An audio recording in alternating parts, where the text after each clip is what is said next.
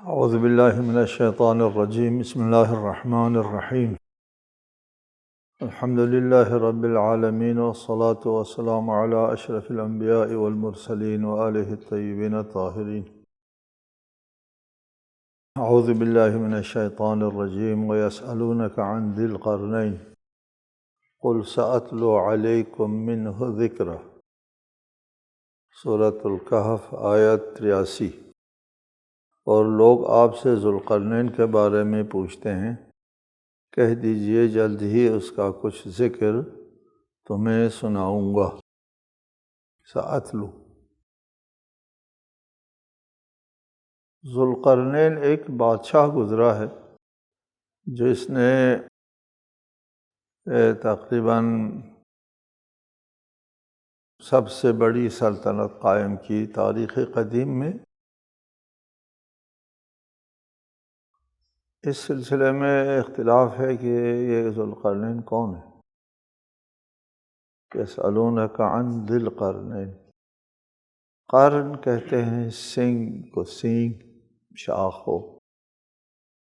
ذی القرنین دو سینگوں والا، دو سینگوں والا ایک بادشاہ گزرا ہے جس نے ایک بہت بڑی وسیع و عریض سلطنت قائم کی ہے، جس کے بڑے فتوحات تھے۔ مفسرین اس سے ذوالقرنین سے مراد سکندر اعظم، سکندر مقدونی لیتے رہے ہیں،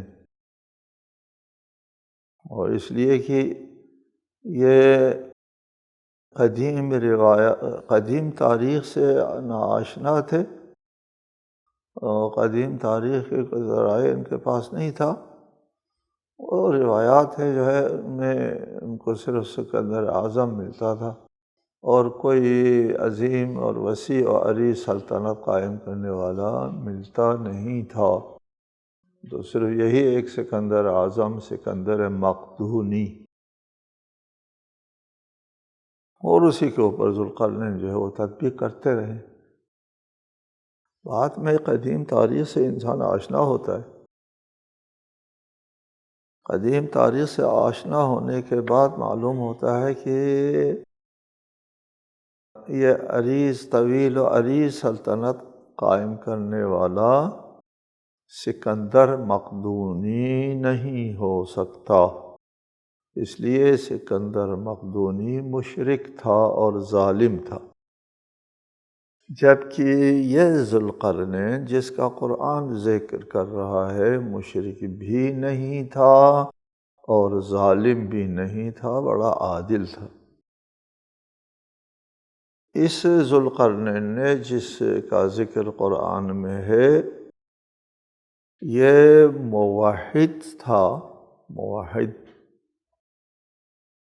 اور جس علاقے کو فتح کر لیتے تھے اس علاقے کو آسودہ کرتے، نہ صرف ظلم نہیں کرتے تھے، اس سے پہلے جو بادشاہت کر رہے ہوتے تھے لوگ، ان بادشاہوں کے ظلم سے نجات دلاتے تھے اور آسودہ کرتے تھے، عدل و انصاف عام کرتے تھے۔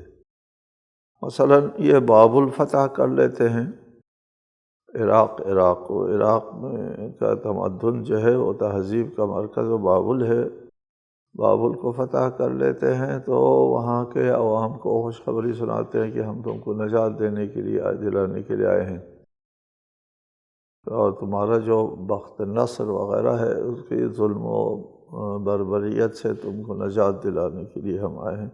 چنانچہ اس سے پہلے جو مقامی بادشاہ تھے اس کے ظلم سے لوگوں کو نجات دلاتے اور لوگوں کو آزادی بھی دلاتے تھے، اور لوگوں کو آسودگی بھی دیتے تھے، آسودگی جو حالت ان کی زندگی بہتر ہو جاتی تھی جہاں جہاں یہ ذوالقرنین فاتحانہ داخل ہوتے تھے۔ یہ ہے کون؟ ذوالقرنین اگر سکندر اعظم نہیں ہے، سکندر مقدونی نہیں ہے، اور نہیں ہے، یہ یقینی ہے یہ نہیں ہے، یہ مشرک ہے، یہ ظالم تھا۔ کہتے ہیں ایک بادشاہ گزرا ہے ایران کا، ایران کا بادشاہ گزرا ہے سب ابھی متأخرین میں سے سب جو ہے وہ اس بات کے قائل ہے کہ جو جس کا نام کورش کبیر کورش کہتے ہیں وہ ذوالقرنین ہے۔ کورش کبیر، ذوالقرنین سے مراد یہ ہے، یہ کورش عادل تھا اور یہ کورش موحد بھی تھا اور مشرک نہیں تھا، یہ خیر و صلاح کی طرف دعوت دیتا تھا۔ اور ذوالقرنین کیوں کہتے ہیں، دو سینگوں والے کیوں کہتے ہیں؟ اس قدیم زمانے میں سینگ طاقت کی علامت تھی، اور وہ اس کے تاج کے اوپر جو ہے وہ تاج پہنتے تھے تو اس میں دو سینگوں کی علامت چھوڑتے تھے، اور سب سے بڑا طاقتور بادشاہ جو ہے اس کو دو سینگوں والا کہتے تھے۔ چنانچہ ابھی آثار قدیمہ کی کھدائیاں ہوتی ہیں تو پھر پرانی تاریخی کتبے نکل آتے ہیں، پورے تاریخی شواہد نکل آتے ہیں، بہت سی تحریریں نکل آئی ہیں، خود اسی کورش کبیر کی تحریریں جو ہے وہ ادھر سے نکل آئی ہیں، بابل سے، وہاں کندہ کیا ہوا تھا، اور وہ ہے مفصل عبارت ہے کہ میں کورش فلاں ابن فلاں ہوں۔ تو جنوب ایران میں ایک شہر ہے، مرغاب نامی شہر ہے، وہاں پر اس کورش کبیر کا مجسمہ جو ہے وہ دریافت ہوا ہے۔ اس کے تاج میں دو سینگ ابھرے ہوئے تھے، ابھی تازہ تازہ معلوم ہوا ہے، اور اسی دو سینگوں کی وجہ سے ان کو ذوالقرنین کہا گیا ہے۔ کورش کبیر ہے بادشاہ ایران، اور اس نے پورے علاقے کو فتح کیا تھا، عراق کو فتح کیا، مشرق اور مغرب تک چلا گیا، اور یاجوج و ماجوج کے خلاف صد بھی اسی نے بنایا۔ وہ سارا واقعہ جو ہے وہ اس کے اوپر منطبق ہوتا ہے، کورش کبیر پر۔ البتہ ایک تحریر ملی ہے عراق میں، اس تحریر کے مطابق اس میں کچھ کہا ہے اللہ کی جگہ بعل و بنو، اس قسم کے چیزیں۔ اس زمانے میں اللہ کو بال کہتے تھے، بنو مربی کو کہتے تھے، اس قسم کی توجیہ ہے۔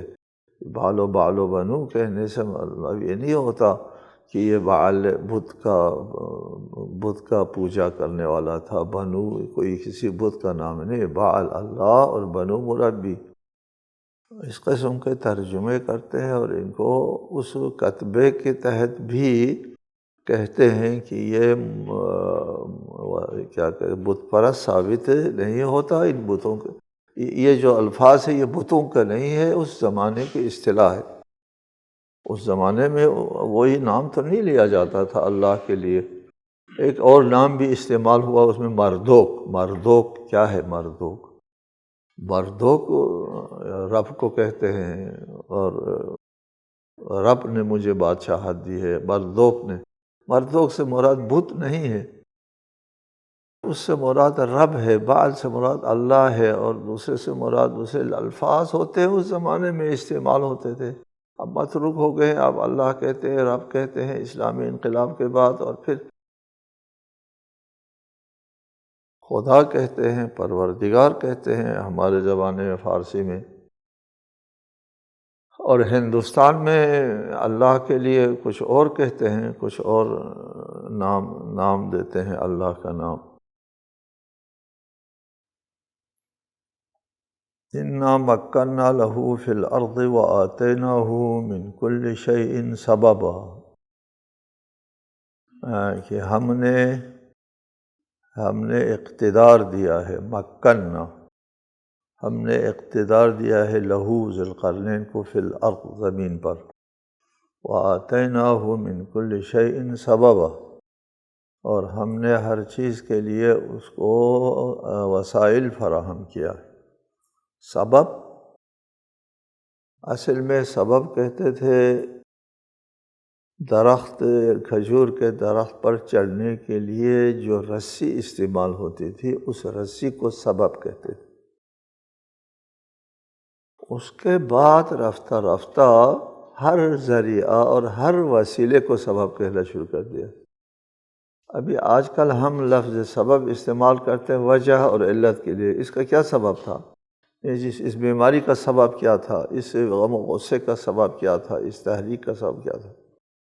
سبب جو ہے ہم علت اور وجہ کو کہتے ہیں آج کل ہم، اصل میں سبب ذریعہ اور وسیلہ کو کہتے ہیں۔ شروع ہوا کھجور پر خرما پر چڑھنے والا، جو چڑھنے کے لیے جو رسہ استعمال ہوتا ہے، اس رسے کو سبب کہتے تھے۔ پھر اس کے بعد راستے کو بھی سبب کہتے، چونکہ راستہ ذریعہ ہے منزل تک پہنچنے کے لیے، اور ذریعہ کو بھی سبب کہتے ہیں۔ ہر ذریعہ اور ہر وسیلے کو بھی سبب کہتے ہیں، اور ہم نے اس کے لیے آتیناہ من کل شیء، ہر چیز کے لیے ہم نے ان کو وسائل اور ذرائع جو ہے وہ فراہم کیے۔ یعنی بڑا یہ بادشاہ تھا تو ایک عالمی طاقت نہیں بن سکتا تھا نا بغیر ذرائع اور وسائل کے۔ فَأَتْبَعَ سَبَبًا، دیکھیں لفظ سبب جو ہے ادھر ہم نے ان کو سبب دیا یعنی ذرائع دیا، ادھر ارشاد فرمایا فَأَتْبَعَ سَبَبًا، اس نے راستے کے اوپر، وہ راستے پر ہو لیا، اتبع پیچھا کیا راستے کا۔ یہاں سبب راستے کا ہے، راستہ بھی سبب ہے، ذریعہ ہے، وسیلہ ہے مقصد تک پہنچنے کے لیے۔ حتی اذا بلغ مغرب الشمس وجدها تغرب في عین حمیۃ ووجد عندها قوما قلنا یا ذا القرنین اما ان تعذب واما ان تتخذ فیہم حسنا قال اما من ظلم فسوف نعذبه ثم يرد الى ربه فيعذبه عذابا نکرا۔ اب یہ ذی القرنین کے حالات کا ذکر ہے کہ یہاں تک کہ جب وہ سورج کے غروب ہونے کی جگہ پہنچا تو اس نے سورج کو سیاہ رنگ کے پانی میں غروب ہوتے دیکھا، اور اس کے پاس اس نے ایک قوم کو پایا۔ ہم نے کہا اے ذو القرنین انہیں سزا دو یا ان کے ساتھ اچھا برتاؤ کرو، تمہیں اختیار ہے، سزا دو یا اچھا برتاؤ کرو، معاف کرو۔ ذو القرنین نے کہا جو ظلم کا ارتکاب کرے گا ان قریب ہم اسے سزا دیں گے، پھر جب وہ اپنے پروردگار کی طرف پلٹایا جائے گا وہ اسے برا عذاب دے گا۔ اس آیہ مجیدہ میں ایک تو فرمایا کہ یہ حتی اذا بلغ مغرب الشمس، سورج ڈوبنے کی جگہ پہنچ گئے۔ سورج جو ہے پہاڑی علاقوں میں لوگ دیکھتے ہیں کہ سورج پہاڑ کے پیچھے ڈوب جاتا ہے، میدانی علاقوں میں لوگ دیکھتے ہیں سورج جو ہے وہ میدان کے آؤٹ میں چلا جاتا ہے، سمندر والے دیکھتے ہیں سورج جو ہے وہ سمندر میں ڈوب جاتا ہے۔ قدیم یونانیوں کا وہ تھا کہ وہ سمندر نزدیک تھا، ہمیشہ وہ دیکھتے تھے کہ سورج سمندر میں ڈوب جاتا ہے، تو ان کا یہ نظریہ بنا تھا کہ سورج جو ہے بہت تپتا ہے، اور اس وجہ سے ایک مرتبہ ان کو سمندر میں ڈبو دیا جائے تاکہ یہ ٹھنڈا ہو جائے، اور پھر دوسرے دن جو ہے وہ پھر دوبارہ نمودار ہوتا ہے۔ تو ان لوگوں نے دیکھا سورج جو ہے وہ سمندر میں ڈوب رہا ہے، تو ایسا لگ رہا تھا کہ سورج سمندر کے اندر جا رہا ہے، پانی میں جا رہا ہے۔ یہاں ارشاد فرمایا مغرب الشمس، سورج غروب ہونے کے علاقے میں پہنچ گئے، مغرب کے کسی علاقے میں پہنچ گئے۔ یہ کون سی جگہ ہے ہم اس کا تعین نہیں کر سکتے، خیال ہوتے ہیں لوگوں کا کہ یہ فلاں جگہ ہوگی فلاں جگہ ہوگی، یہ لوگوں کا اپنا خیال ہے۔ کچھ لوگ کہتے ہیں ایشیائی کوچک کا جو ساحلی علاقہ ہوتا ہے، ساحلی علاقے یعنی سمندر کے ساحل جب پہنچ گئے تو وہاں پر دیکھا کہ سورج جو ہے وہ پانی میں ڈوب رہا ہے۔ سورج پانی میں ڈوب رہا ہے یعنی ایک چشمے میں ڈوب رہا ہے۔ یہاں پر اللہ نے فرمایا تو سورج کو سیاہ رنگ کے پانی میں غروب ہوتے دیکھا ہے۔ سیاہ رنگ کا پانی وہاں ہو سکتا ہے کہ وہ کیچڑ میچڑ کی وجہ سے کوئی پانی ہو، لوگ نشاندہی بھی کرتے ہیں فلاں علاقے کا پانی جو ہے وہ سیاہ رنگ کا دکھائی دیتا ہے۔ بہرحال یہ لوگوں کے وہ ہوتے ہیں خیال بافی ہے، کوئی مستند چیز یہاں نہیں ہے۔ بہرحال ذوالقرنین جو ہے وہ خشکی کے آخری حدود میں پہنچ گئے، مسئلہ یہ ہے حتی اذا بلغ مغرب الشمس، خشکی کے وجدہا، اور سورج کو دیکھا کہ وہ پانی میں ڈوب رہا ہے، کہ خشکی کے آخری حصے میں جب پہنچ گیا آگے تو پانی ہوگا، سمندر ہوگا، سمندر میں ڈوبتے ہوئے دیکھ لیا۔ اس وقت قلنا، ہم نے کہا ذوالقرنین سے، قلنا یا ذا القرنین، ہاں وہاں پر ایک قوم ان کو ملی جو وہ تھے راہ راست پر نہیں تھے، ووجد عندها قوما قلنا یا ذا القرنین اما ان تعذب و اما ان تتخذ فیہم حسنا۔ قلنا یا ذا القرنین، ہم نے کہا اے ذوالقرنین۔ کیا اس سے معلوم ہوتا ہے کہ ذوالقرنین کوئی نبی تھا؟ اللہ تعالیٰ نے ذوالقرنین سے کہا اے ذوالقرنین، تمہارے لیے اختیار ہے کہ ان کو عذاب دے دو چونکہ یہ لوگ مشرک ہیں، یا ان کو معاف کر دو، تمہارا اختیار ہے۔ اس کے ثوابدید کے اوپر چھوڑتا ہے اللہ تعالیٰ۔ اول تو یا ذوالقرنین کہہ کے پکارتا ہے، خطاب کرتا ہے، اور پھر اس کے بعد اس کے ثوابدید پر چھوڑتا ہے، تو بہت بڑا اعزاز بھی ہے، یہ تو بلند درجہ نبی ہے، نہ صرف نبی، ایسا لگتا ہے۔ کہتے ہیں نہیں، اس سے ثابت نہیں ہوتا، بندہ صالح ہو سکتا ہے۔ ذوالقرنین بندہ صالح ہے، کس حوالے سے بندہ صالح ہے؟ ذوالقرنین زردشت کے مذہب کے اوپر تھے، زردشتی یعنی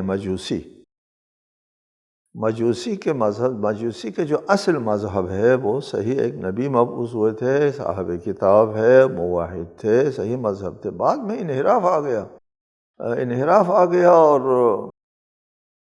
وہ آتش پرستی آ گئی اسی زردشت میں انحراف آ کر کے۔ وَإِلَّا فی الواقع جس طرح یہود میں انحراف آیا، نصارہ میں انحراف آیا، اور اسی طرح زرتشتی میں بھی انحراف آیا۔ یہ موحد مذہب تھا، صاحب کتاب ہے، کتاب نازل ہوئی، شریعت قانون، اس میں کہتے ہیں کہ زرتشتی کے جو اصول مذہب ہے وہ 3 ہے: نیک نیت، نیک سیرت اور نیک کردار۔ اس قسم کے تین قسم کے نیکی جو ہے وہ ان کی شریعت کے اصول ہیں۔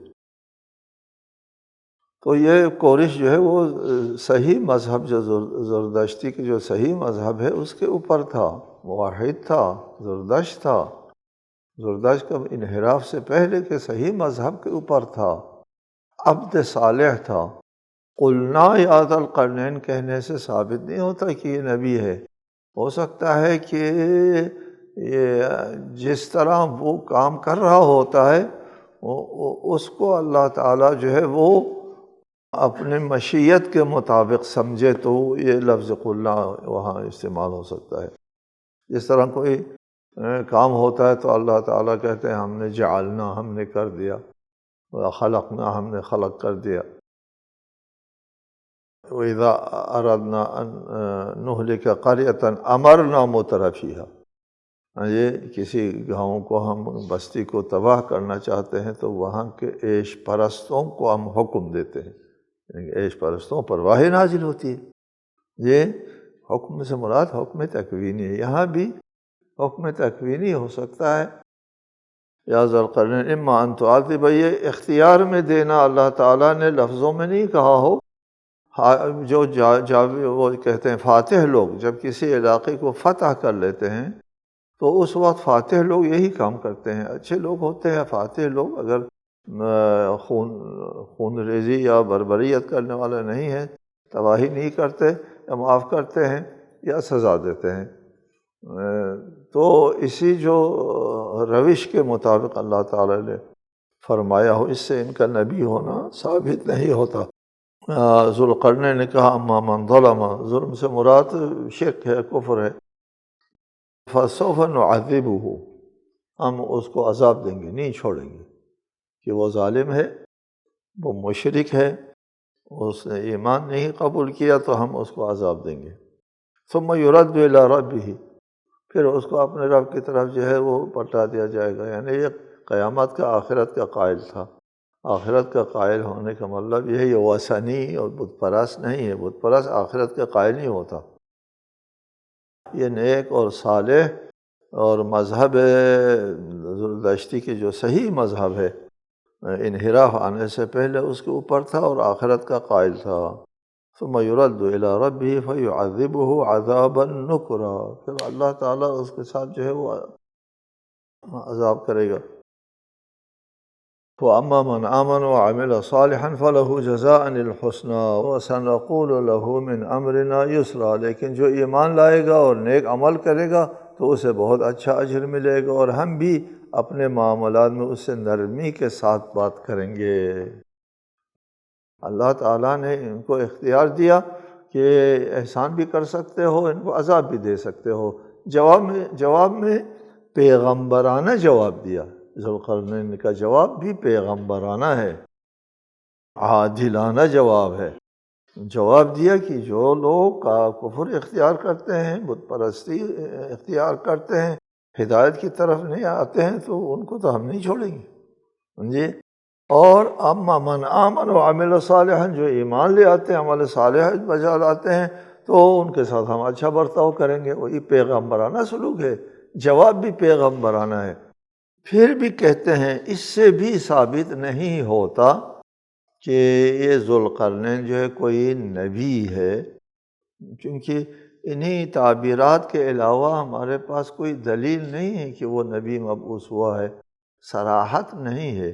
اس کلام اللہ کے لب و لہجے سے، سیاق و سباق سے ہم ثابت نہیں کر سکتے، چونکہ اللہ تعالیٰ کا طریقہ کلام یہ ہے وہ تکوینیات کو لفظوں میں لاتے ہیں، یہ لفظوں میں جیسے امرنا مترفیہ کی طرح۔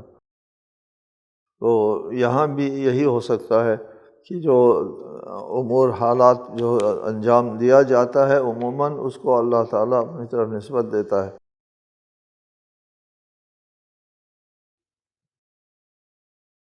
وَسَنَقُولُ لَهُ مِنْ أَمْرِنَا يُسْرًا، اور ہم اپنے معاملات میں اسے نرمی کے ساتھ بات کریں گے۔ یسر یعنی آسانی کے ساتھ، آسانی دیں گے، مشکل میں نہیں ڈالیں گے۔